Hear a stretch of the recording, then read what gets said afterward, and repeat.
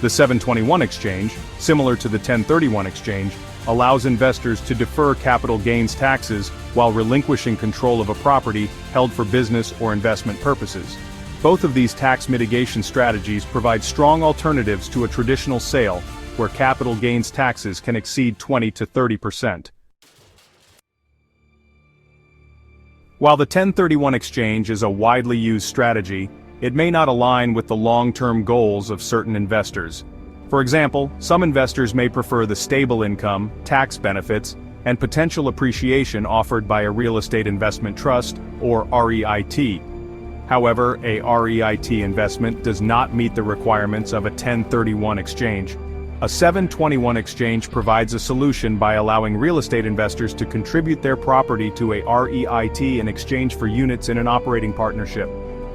These units are later converted into shares of the REIT itself, enabling investors to participate in a diversified real estate portfolio.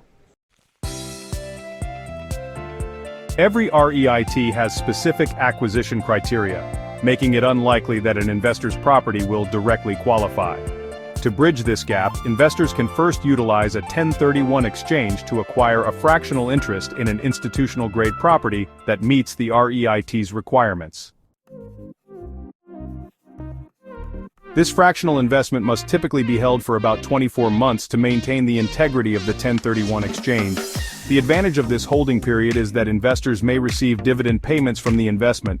After this period, the fractional investment can be contributed to the REIT in exchange for operating partnership units, based on the current market value of the property. Once the investment has been exchanged for operating partnership units, these units can be converted into direct ownership of REIT shares. It is important to note that REIT shares themselves do not qualify for a 1031 exchange. Therefore, once a 721 exchange is completed, the deferral of capital gains taxes reaches its final stage. If the REIT shares are sold, or the REIT disposes of part of its portfolio and distributes capital to investors, any gains or losses must be recognized when filing taxes. For investors seeking an alternative to traditional property sales while deferring capital gains taxes, the combination of a 1031 and 721 exchange presents an attractive strategy. By understanding these tax deferral mechanisms, investors can make informed decisions that align with their financial objectives. For expert guidance on navigating real estate tax strategies, consult SK Tax Associate, where our professionals can help you make the most of these investment opportunities.